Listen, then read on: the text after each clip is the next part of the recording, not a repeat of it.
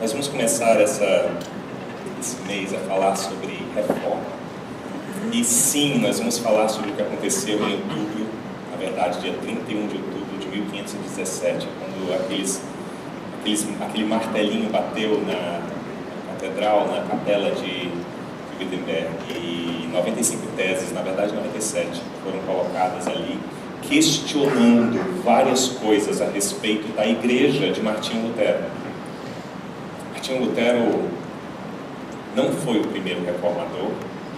Martinho Lutero foi um cara que ficou desconfortável com a corrupção da sua igreja,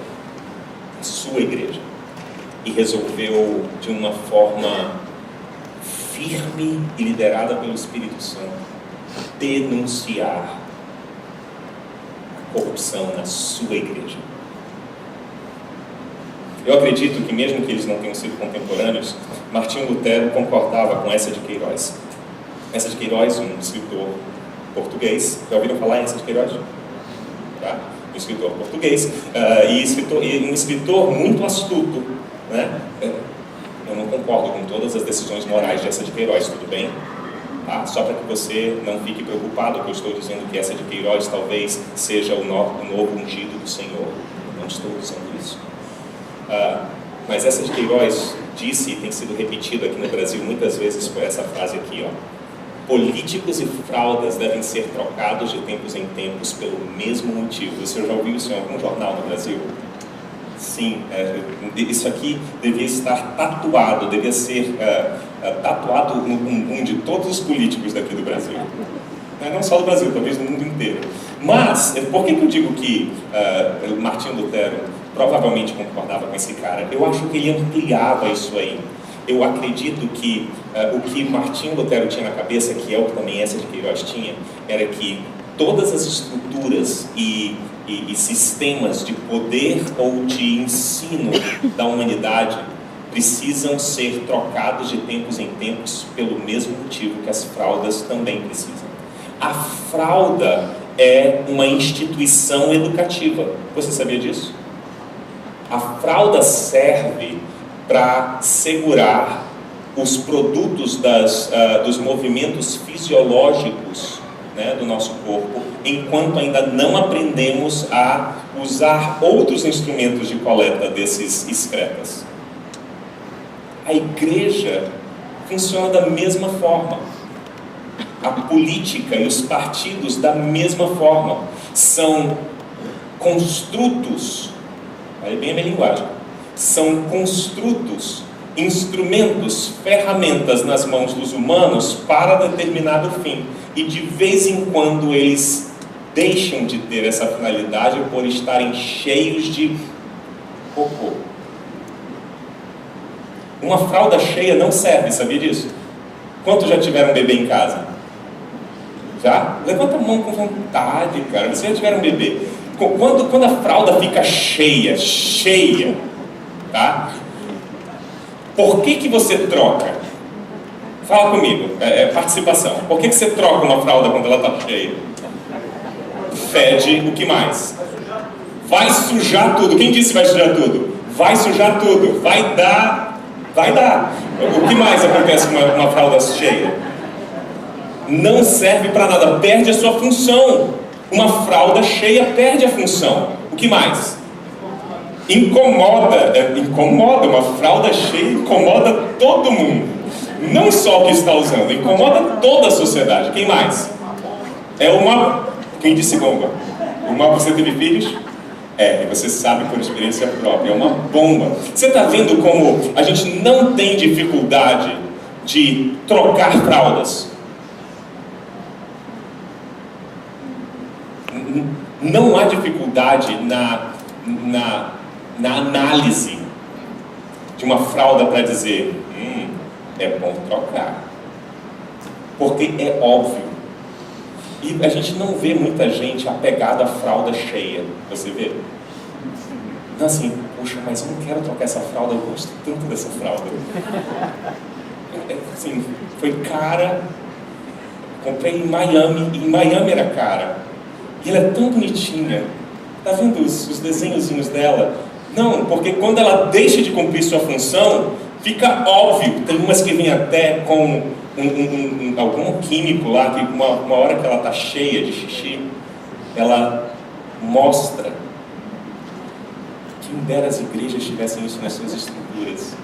Essa mesma coisinha que está na fralda, que quando perde a sua função porque está cheia, mostra. A gente poderia pegar outra fralda, colocar, feita da mesma substância,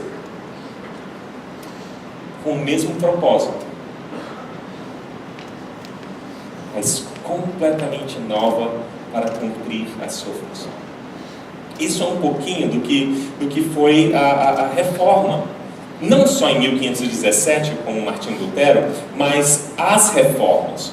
E eu digo até que isso não começou nem com Jesus, mas o texto que nós vamos usar hoje, por sermos cristãos, eu poderia começar por um texto lá do Antigo Testamento e falar sobre todas as reformas que aconteceram no Antigo Testamento com o povo hebreu, e aconteceram várias, a gente vai citar algumas hoje, mas a gente precisa olhar para Jesus como nosso rabi principal, como nosso mestre, na verdade o único mediador entre Deus e os homens. Isso era um dos aspectos da reforma de 1517. Só Cristo. Você pode repetir isso?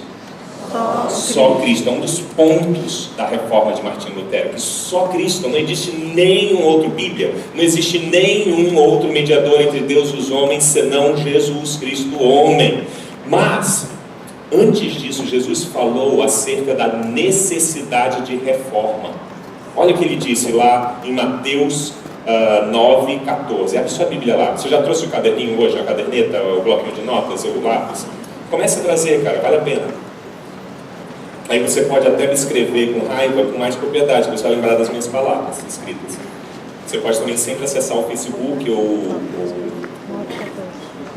outro negócio que ele também coloca, o YouTube, e ver o que foi realmente falado, tá? Mas Mateus 9,14, olha o que Mateus 9,14 diz.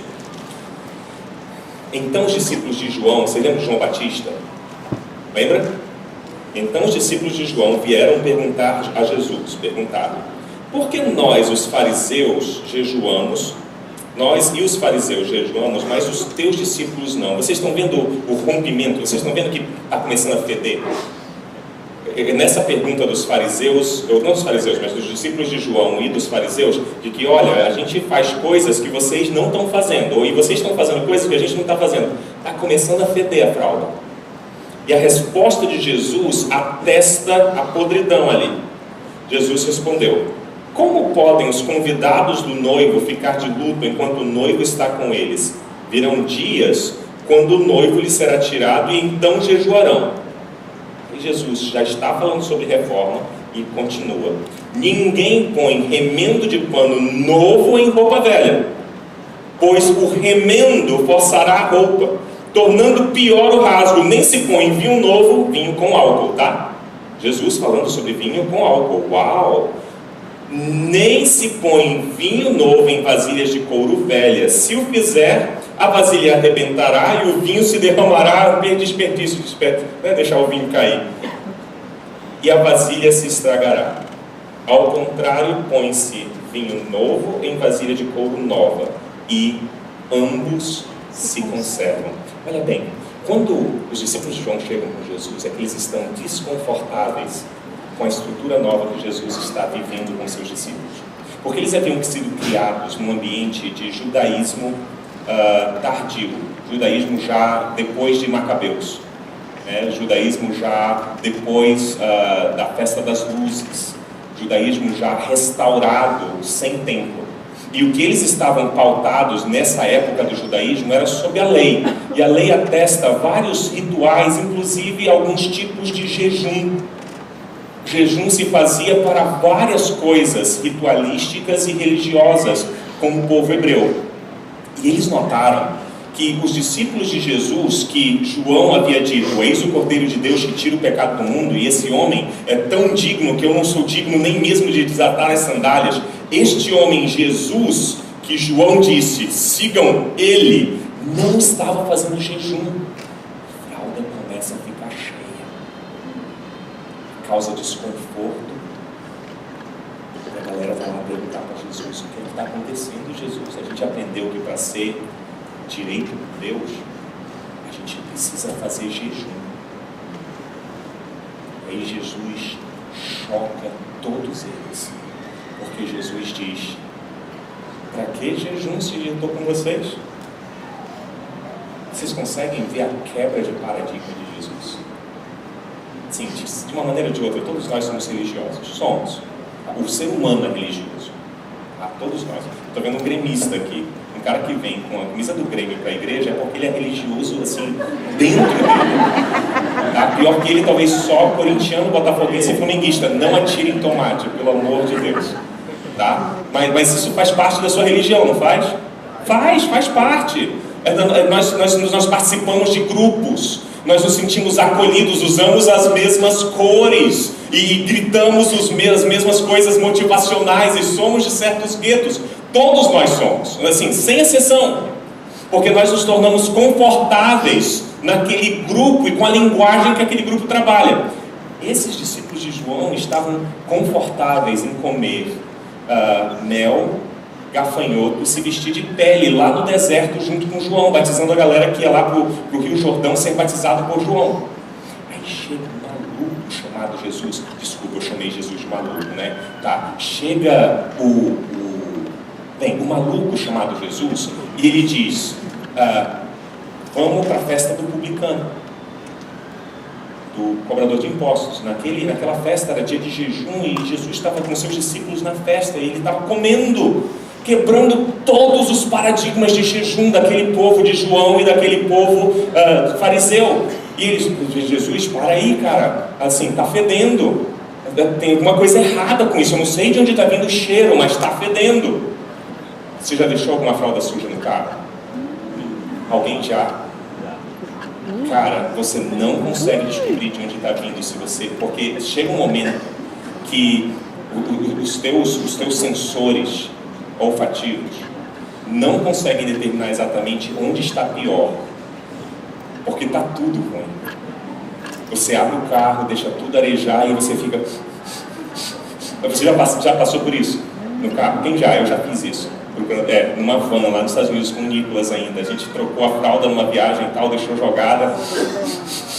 2 dias depois a gente tem alguma coisa errada com esse carro, finalmente a gente achou e com aquela pinça e jogou fora. Os discípulos de João estavam sentindo um cheiro ruim. Então Jesus diz: o tempo mudou. Jejum tem função, jejum tem o seu lugar, mas agora não é a hora, porque eu estou com eles, mas vai mudar de novo, e quando mudar de novo, eles certamente jejuarão, porque o problema não é a estrutura, o problema é como se usa a estrutura. Você ouviu o que eu falei? O problema não é a pecinha de Lego, o problema é como a gente usa a pecinha de Lego. O problema nunca foi a igreja de Jesus Cristo, o problema é como a gente usa a igreja. Porque a igreja nada mais é, ou as comunidades, paróquias, igrejas, conglomerados de servos do Senhor Jesus Cristo, não são o problema é como essas comunidades, paróquias, grupos, aglomerados usam aquilo que são. Jesus apresenta nesse texto a necessidade de estruturas novas para tempos novos. Você ouviu o que eu estou falando? Jesus apresenta neste ensino a necessidade de novas estruturas para novos tempos. Jesus não aboliu absolutamente nada. Ele não aboliu nem mesmo a lei. Ele afirma que ele não veio abolir a lei, mas cumpri-la. Mas ele traz novas estruturas para um novo tempo. Ele muda como adultério é compreendido, ele muda como matar o outro é compreendido, ele muda como a cobiça é compreendida, ele muda como o roubo é compreendido, ele muda inclusive como o sacrifício é compreendido.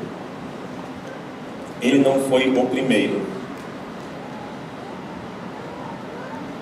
mas ele foi o mais marcante por ser, como cantamos na primeira música hoje, Emanuel, Deus conosco. E ele afirma uma característica básica de estruturas. Estruturas precisam ter função. Mas, além disso, estruturas deterioram com o tempo. Você tem algum problema na sua casa, no seu apartamento? Quem agora, neste momento, está com problema de alguma ordem hidráulica, elétrica, de alvenaria, infiltração, vai levantando a mão aí, eu vejo sua mão, Deus te abençoe, irmão, Deus te abençoe. Nós vamos fazer a oração da reforma, a oração da reforma, receba a bênção, irmão.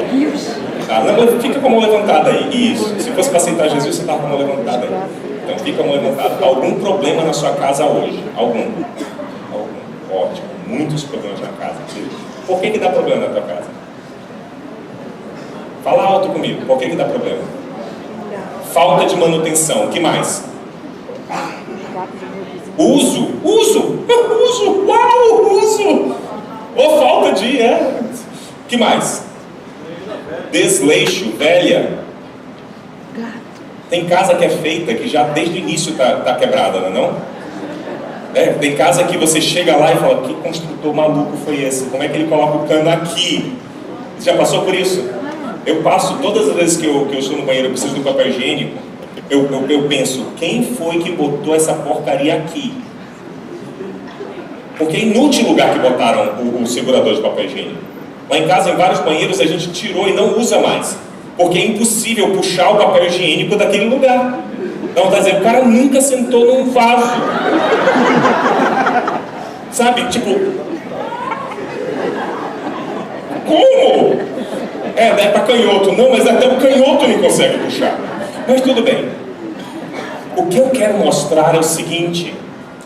Mudanças e reformas são necessárias de tempos em tempos, porque estruturas deterioram. Algum físico aqui? Não, Maguinho, eu não vou te chamar, você é matemático. Algum físico? Nem físico, Kleber não está com a gente hoje? Kleber? Não. Tá bom, algum amante da física? Oi? Maguinho. Vai morrer em ti, Maguinho.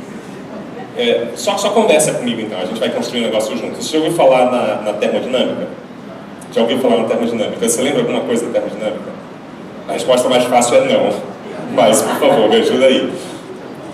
Não. Lembra?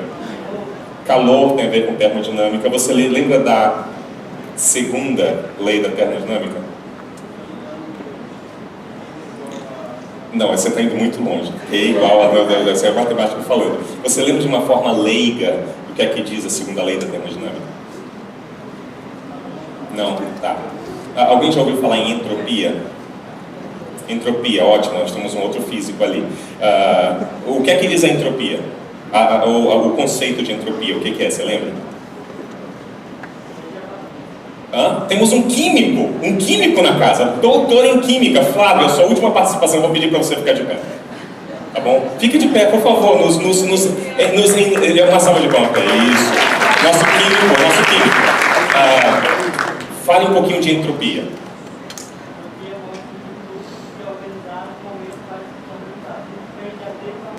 Tudo tende à desorganização. Cara, eu quero você me ensinando química. Eu nunca entendi química na minha vida, cara. Eu acabei de entender entropia de uma forma muito mais simples do que eu ia até ensinar. Caraca, é uma razão que você é químico e eu sou pastor. Fica óbvio isso. Mas entropia é isso. As coisas no universo. Sabe aquele universo que você acha que conspira a seu favor? O universo conspira à desorganização. Ou as estruturas do universo vão perdendo energia de uma forma que ela não pode ser recuperada para a utilização.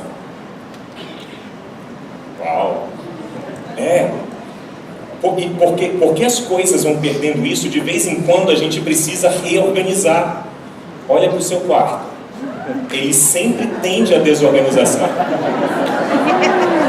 Adolescente, isso é uma resposta que você pode dar para sua mãe sempre. Mãe, é o natural do universo. Entropia. O universo tende à desorganização. Mas a gente está rindo, porque a gente está falando de quarto. Mas o seu gueto tende à desorganização. E o problema, uma estrutura desorganizada perde a sua função. Uau! Caraca! A sua cama, com um troço em cima, perde a função. Sua cama não é armário, você sabia disso? Uau, eu acho que alguém recebeu o Espírito Santo. A sua cama não é armário. Mas a sua cama, quando está cheia de roupa, ela perde a função. Você sabe qual é a função da sua cama? Esticar o esqueleto. Isso. Quando está cheia de roupa, brinquedo, parafernália, né, tudo, não dá para usar como cama. Aí tem muito estudante universitário que dorme no chão, encolhidinho, e a cama está cheia de coisa. Cara, tira, faz uma reforma no seu quarto, arruma.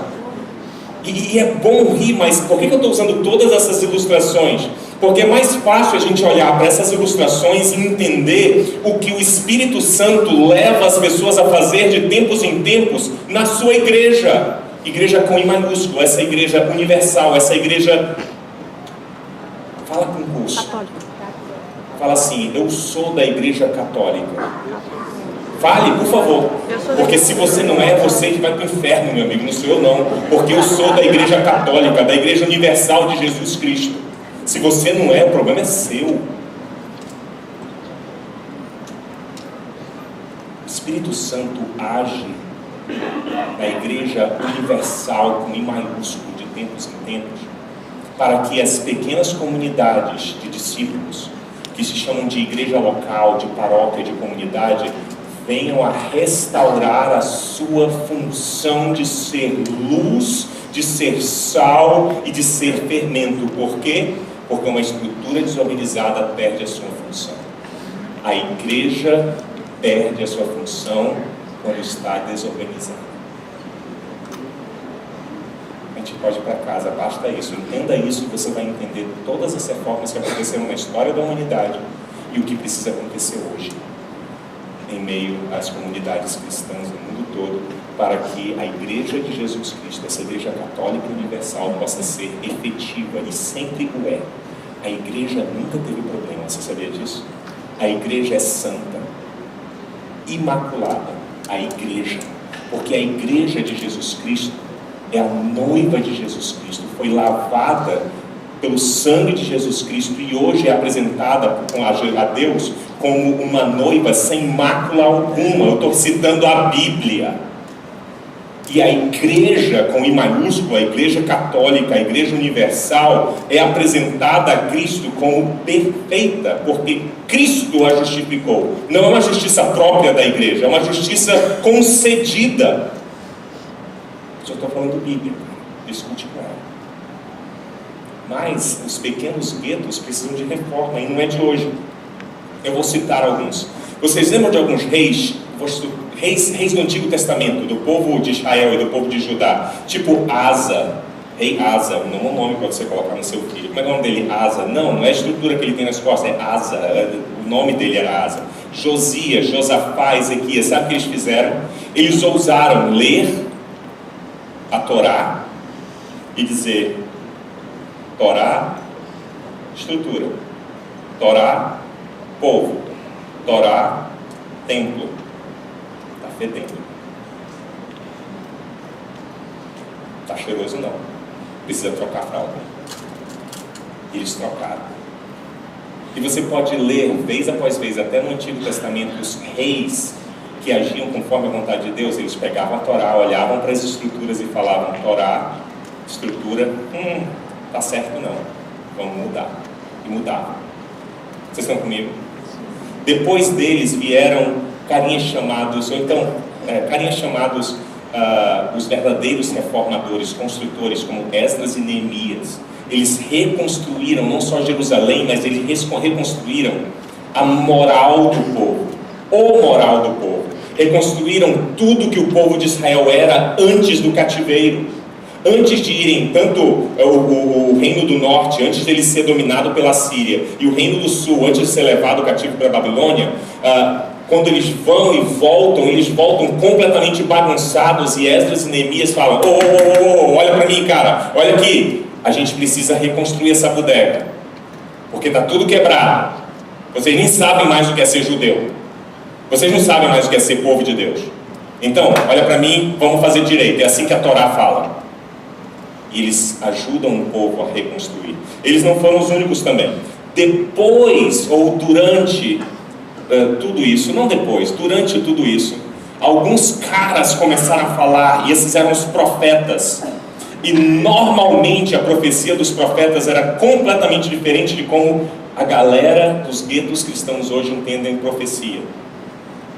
Os profetas não chegavam assim, falando: meu irmão, eis que te digo, o apartamento da Ponta Negra, estou vendo ele mobiliado, deposita 100 na minha conta, e aí você vai ser abençoado. O nome disso é estelionato, não é profecia. Se você caiu nessa, corre, assegura a carteira quando você vê um cara desse. Os profetas do Antigo Testamento eram mais ou menos assim: povo, ei, Deus, eles não querem ouvir não. Fala, tá bom. Povo, vem em casa. Ô pai, estão querendo ouvir não. Fala, tá bom. Povo, é o seguinte, se continuar desse jeito vai dar ruim. Vai dar problema. Então, Deus é isso mesmo. Lembram da Torá? Deus, eles não estão ouvindo não. Fala. Cara, vai dar pau. Para com isso, gente. Não é isso que Deus quer, não. Não faz assim. Sabe como é que Isaías faz assim? Deixa eu abrir aqui a Bíblia. Às vezes a gente não abre a Bíblia aqui na CV, mas deixa eu abrir a Bíblia lá em Isaías 1. Eu preciso ler Isaías 1 para vocês. Deixa eu ver se eu tenho tempo. Eu ainda tenho 11h35. Isaías 1. É que às vezes eu fico empolgado, cara. A Bíblia é muito legal, cara. Olha aqui. Isaías, capítulo 1. Verso 10. Olha o que Isaías fala. Ele não está falando para o povo pagão, ele está falando para os líderes de Israel. Olha Isaías falando. Isaías 1, eu estou no capítulo 1, no verso 10. Olha o que ele diz: ouvi a palavra do Senhor. Olha para onde ele chama para ouvir a Deus. Ouvi a palavra do Senhor, governadores de Sodoma, dai ouvidos à lei do nosso Deus, ó povo de Gomorra. Ele está dizendo que o povo de Israel é análogo a Sodoma e Gomorra. Você lembra de Sodoma e Gomorra? Esse é Isaías falando para o povo de Deus. Ele continua: de que me serve a mim a multidão dos vossos sacrifícios? Diz o Senhor: estou farto dos holocaustos de carneiros e da gordura de animais cevados, e não me agrado do sangue de novilhos, nem de cordeiros, nem de bodes.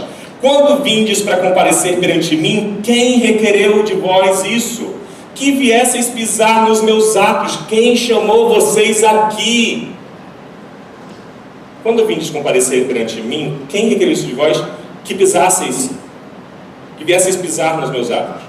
Não continueis a fazer ofertas vãs, o incenso é para mim abominação, as luas novas, os sábados e as convocações de assembleia, não posso mais suportar a iniquidade e o juntamento solene.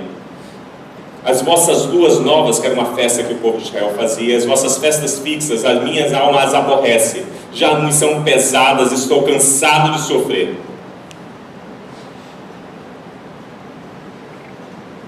Esse é um profeta falando para o povo de Israel.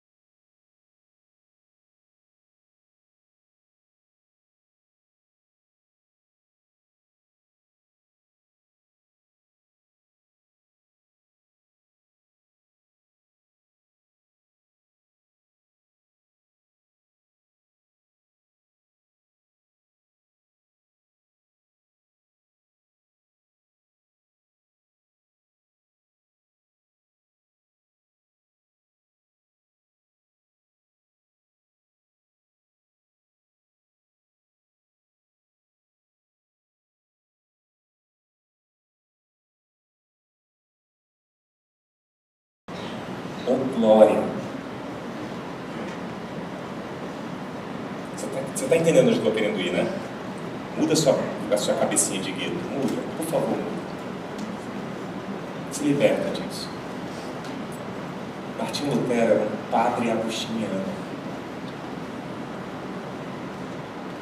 É ele, padre agostiniano, que quando é confrontado com um vendedor de indulgências, você já ouviu isso no livro de história? Chegou um cara, começa com M o nome dele, esqueci o nome dele agora, eu acho que eu fiquei tão emocionado no início da palestra que eu esqueci o nome dele. Netzer, não sei, depois procura no Google aí, Google sabe. Daqui a pouco a gente vai adorar o Google, talvez. Vocês, eu não. Chegou esse cara perto do dia de Todos os Santos, tá? 31 de outubro, na cultura europeia, dia de Todos os Santos, que foi absorvido ali pela Inglaterra, pela Alemanha, como o dia de todos os espíritos. Você já ouviu falar o que é 31 de outubro na nossa cultura influenciada pelo Império do Norte hoje?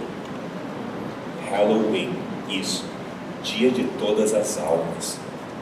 E nesse dia de todas as almas era meio que tenebroso. E chega nessa época, enquanto se está celebrando o dia de todas as almas, inclusive Martinho Lutero preparando a sua igreja para trabalhar o dia de todos os santos e falar a respeito do dia de todos os santos, 31 de outubro. Chega esse cara vendendo lugar no céu. E o povo da paróquia de Martinho Lutero começa a querer comprar. Martinho Lutero pira. Em vez de ele sair para bater no cara, ele vai para dentro do gabinete dele e começa a escrever as razões pelas quais aquela venda vai contra o Evangelho. E ele diz então, gente, tem alguma coisa errada com a minha igreja. Tem alguma coisa errada com a minha igreja. Ele não falou tem alguma coisa errada com a igreja daquele cara. Tem alguma coisa errada com a minha igreja. E ele propõe 97 teses, dizendo por que a igreja havia se corrompido. E aí, tá ruim. Porque chega no ouvido das autoridades, mandam ele calar a boca, ele diz, não vou calar a boca. Assim como já havia acontecido várias vezes em vários momentos. E aí, cara, depois que a reforma começa, sai de baixo. Porque quando há denúncia de corrupção, vocês sabem como é que funciona, né? É tropa de elite, né? Sai de baixo. E aí várias reformas já estavam pipocando e começam a pipocar no norte da Europa inteiro. Um deles chamado Zwinglio, Ulrich Zwinglio, faz uma reforma quase que junto com Calvino, um pouquinho depois, na verdade, de Lutero. E porque a reforma deles não era uma reforma drástica o suficiente, continuava com privilégios ao clero, continuava com o Estado dominando a igreja dominando o Estado, existia um guetozinho de caras chamados, que se autodenominavam anabatistas ou rebatizadores. Esses caras eram os reformadores radicais. Eles diziam, não, o Estado não vai dominar a minha igreja. Eu não presto culto, nem adoro os líderes. Eu sou pacifista. E mais, esse negócio de ficar batizando pessoa que não tem consciência, não. Eu vou rebatizar todo mundo que tiver chegado a Cristo. Isso também chocou calvinistas, e Zwinglio e Calvino começam a perseguir os anabatistas, e muitos deles foram mortos por calvinistas e reformados por afogamento. Você achava que a Igreja Católica Apostólica Romana era o capeta da história? Não, gente. Todas as estruturas humanas tendem à degeneração, à desorganização. A reforma degenerou muito rápido também. As igrejas locais degeneram. Igrejas que foram a potência do Evangelho em 1900, hoje, são as que nós chamamos de tradicionais. E que nós dizemos, não, essa daí não consegue mais falar a respeito de nada. você me diz que o Papa Francisco não está fazendo uma reforma maravilhosa na igreja dele? E que ele não está agindo debaixo do poder de Deus que nele habita o Espírito Santo? Ah, cara. Olha isso. É mais fácil nós olharmos para a reforma necessária lá fora. Porque lá fora está sempre quebrado, né? Lá fora está sempre errado. Porque o meu gueto é meu. Que tal olhar para a reforma necessária onde eu estou ou de quem eu sou? A Comunidade Viva tem 8 anos. Você acha que ela já precisa de reforma? Diga sim, com toda vontade. Ela nasceu precisando de reforma. Ela já nasceu em processo de putrefação, apodrecendo a cada dia um pouquinho mais. Você acha que os batistas precisam de reforma? Sim. Diga sim. Você acha que os reformados precisam de reforma? Sim. Você acha que os católicos, apostólicos, romanos precisam de reforma? Sim. E não fale mais alto porque é católico, apostólico, romano. Ele precisa tanto de reforma quanto os pentecostais. Porque a nossa necessidade é de reorganização para voltarmos a ter a funcionalidade nas mãos de Deus. Não é reforma por reforma, é reforma pelo paradigma. Qual é o paradigma? O Evangelho. Se a igreja não mais está vivendo única e exclusivamente como um agente funcional do Evangelho, ela precisa ter a sua estrutura reformada. Isso em qualquer lugar do mundo e em qualquer momento da história. Isso não serve só para os grupos de igreja local. Isso serve até para mim. Porque é tão fácil degenerar. É tão fácil perder o norte. É tão fácil criar estruturas que parecem me proteger, mas que na verdade me afastam do propósito de Deus em Cristo, no ensino de Cristo no Evangelho. É muito fácil. É fácil entrar numa estrutura de discipulado que preenche várias lacunazinhas e porque preenche todas as lacunas, me deixa afastado do mal. Caramba, agora eu vou viver exatamente a vontade de Deus. É fácil degenerar até nisso. Mas também é fácil ir para um local mais parecido com a Comunidade Viva e eu dizer: Senhor, a minha graça te basta. Foi isso que disseste para mim. Graça! Uau! Vamos viver a graça! Vamos se reunir no All Night. Quantas tu bebe hoje? E não tem nada de problema nem no All Night e nem na bebida. Tem problema com você que não sabe ir para um local como o All Night. Então talvez você não possa estar lá. E não sabe, senão você vai azarar todas as meninas e você é casado. Ou você vai dar confiança para todos os meninos e você não precisa dar confiança para todos os meninos porque você tem consciência de que você tem valor. Eu não estou escolhendo All Night, pode ser o Teatro Manauara, no domingo de manhã. E você continuar dando confiança para todos os caras que passam perto de ti. Por quê? Que a graça do Senhor Jesus Cristo nos basta. Aí, olha a putrefação. A graça que nos leva como imã para a cruz, para que a minha carne seja submetida à cruz de Cristo e eu venha a ser nova criatura. Eu uso a graça como álibi para o pecado. Você acha que precisa de reforma isso? Hein? Sim. Ah, tá. Uau! Talvez essa seja a reforma que precise aqui na Comunidade Viva. Ouça o que o Espírito Santo diz à sua igreja. Talvez nós precisemos de uma reforma nas estruturas da graça. Talvez nós precisemos transformar os nossos grupos de vida, em vez de reuniões de sociabilidade e churrasco, em estruturas em que a graça, por meio do Espírito Santo, age nas nossas vidas para que eu seja mais parecido com Cristo. E aí sabe o que acontece quando a gente fica bitolado nas estruturas da graça sendo usadas pelo Espírito Santo para que eu seja mais parecido com Cristo? Eu bitolo e viro religião. E aí a gente vai ter alguém ensinando a Bíblia, dizendo, preenche aí a lacuna, eu já sei a resposta certa, coloca aí. Espírito Santo, essa é a resposta. Você está vendo a necessidade de constante reforma?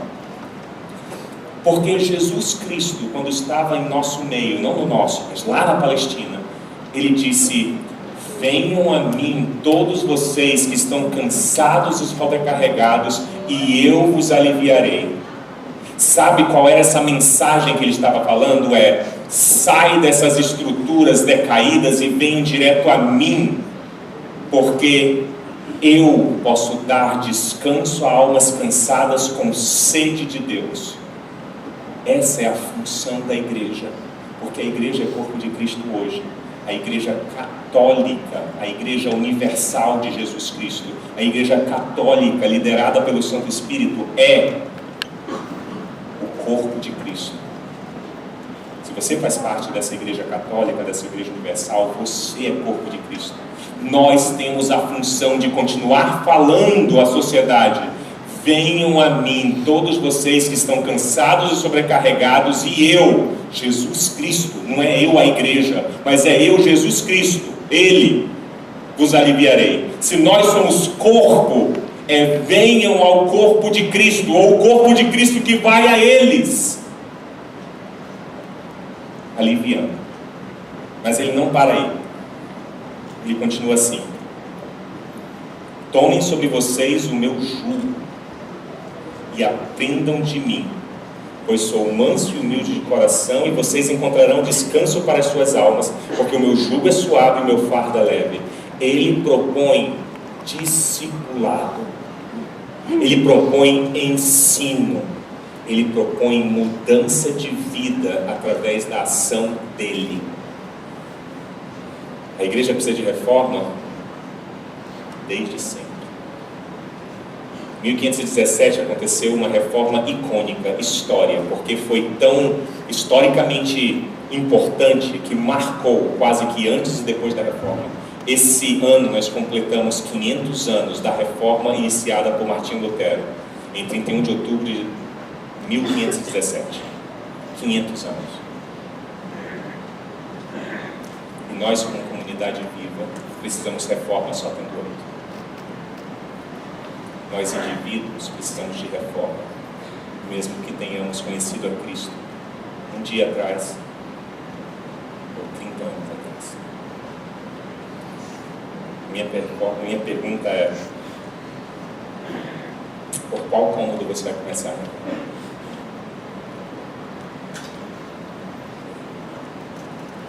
Por onde você vai começar?